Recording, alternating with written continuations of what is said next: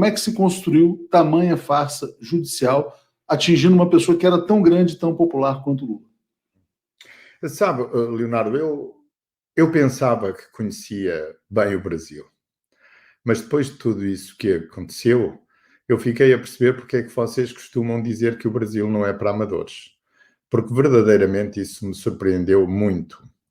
Bom, em primeiro lugar, eu já não era primeiro-ministro, mas acompanhei as eleições de 2014. Eu estive aí na Copa do Mundo. Fui ver, aliás, o jogo de abertura e vi o que aquela classe média de São Paulo foi capaz de dizer à Presidente Dilma. Eu, aliás, na altura pensei que ela iria ter dificuldades na eleição, mas ela venceu. E eu acho que a direita política nunca aceitou essa vitória eleitoral. Porque a direita viu as coisas assim. Bom, a Dilma vai fazer o seu segundo mandato e depois virá o Lula. E então teremos não apenas 16 anos de PT, mas teremos 24 anos de PT. Os primeiros 8 anos do Lula, os seguintes 8 anos da Dilma e depois mais Lula a seguir. E com isso a direita brasileira desesperou. E desesperou e foi tentada a fazer isso que fez, um golpe para derrubar a Presidente Dilma. Ora bem, isso foi uma desgraça para o Brasil e uma desgraça para a própria direita, porque eles foram as primeiras vítimas do golpe. Se vocês se perguntar onde está José Serra, onde está Alckmin, onde está a direita que nós aqui na Europa respeitávamos e considerávamos, ela não existe. Isto é, a direita democrática fez uma aliança com a extrema-direita e a extrema-direita devorou-a. Foram os primeiros. Esses que apoiaram o golpe foram os primeiros a ser devorados. E estranhamente, eu não sei se o Leonardo Atucho sabe, mas eu escrevo quinzenalmente na revista Carta Capital. E escrevi um artigo logo a seguir às eleições, em 2018. E disse qualquer coisa deste tipo. Bom, no final das eleições há um vencido e um perdedor. Um vencido que é aclamado daquela forma, mas há um vencedor que foi aclamado daquela forma, mas há também um vencido. E um vencido que se apresenta de pé, com dignidade, ostentando as marcas da batalha, mas dizendo, tenho 47 milhões de votos.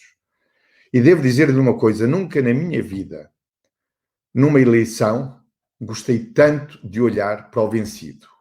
Há momentos assim na vida, em que nós só olhamos para aqueles que perdem e não sabemos porquê, mas há ali qualquer coisa de especial. E esse qualquer coisa de especial foi a batalha que o Partido dos Trabalhadores fez em defesa do seu património histórico, em defesa das suas políticas, com o seu líder preso e com um candidato que fez tudo o que estava ao seu alcance para enfrentar.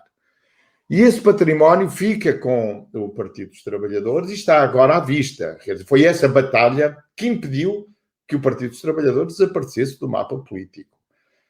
Depois tivemos o que tivemos, quer dizer, uma eleição de um governo que verdadeiramente, para quem olha para a situação política brasileira, não sabe governar. Quer dizer, o problema do Brasil é mesmo esse, é ter um governo que não sabe como governar. Isto é, em primeiro lugar, não sabe como governar, não tem um plano para o futuro, não tem uma ideia do Brasil, a não ser manter-se no cargo, a não ser olhar para as sondagens, a não ser tentar ser o mais simpático com as pessoas, mas verdadeiramente não tem um projeto de desenvolvimento. E é uma coisa absolutamente extraordinária que nós vejamos um presidente pela primeira vez, ou um candidato a presidente, acho que ele disse isso na campanha, dizendo que o projeto dele era que o Brasil voltasse a ser como era há 40 ou 50 anos atrás. Quer dizer, para pessoas da minha idade e da minha geração, nós lembramos do Brasil da ditadura. Nós lembramos bem disso. Nós lembramos da tortura, lembramos das prisões, lembramos dos assassinatos, não é? Isso é um horror. O que aconteceu ao Brasil é absolutamente deprimente. Todavia, se me pergunta, qual é o problema do Brasil? São vários problemas, mas ponhamos as coisas como devem ser postas. Primeiro, há um problema de desorientação do governo, não sabe o que é que há de fazer. E sabe porquê é que não sabe o que é que há de fazer, Leonardo? Por uma razão simples. É que o que há para fazer exige que o Estado se ponha à frente da política económica. Não há mais ninguém neste momento. Um pouco por todo o mundo. O mercado desapareceu de cena. O mercado só está à espera que o Estado o ajude a sobreviver. Em muitos casos, em muitos países é assim. E esses que estão no governo têm um problema ideológico com isso. Como fazer uma política estatal que recupere a economia e que recupere, ou melhor, que atenue a crise social. Esse é o principal problema do atual governo brasileiro. A gente sabe, Sócrates, que o Brasil hoje é completamente desgovernado, tem um governo que talvez nem represente os brasileiros e que, a meu ver, é um governo de ocupação internacional, que é consequência desse processo judicial contra o ex-presidente Lula, que, aliás, teria vencido a eleição de dentro da cadeia, como apontavam as pesquisas. O que eu quero te perguntar é sobre o papel desse juiz, né, que foi declarado suspeito e provavelmente vai ter a sua suspeição confirmada hoje.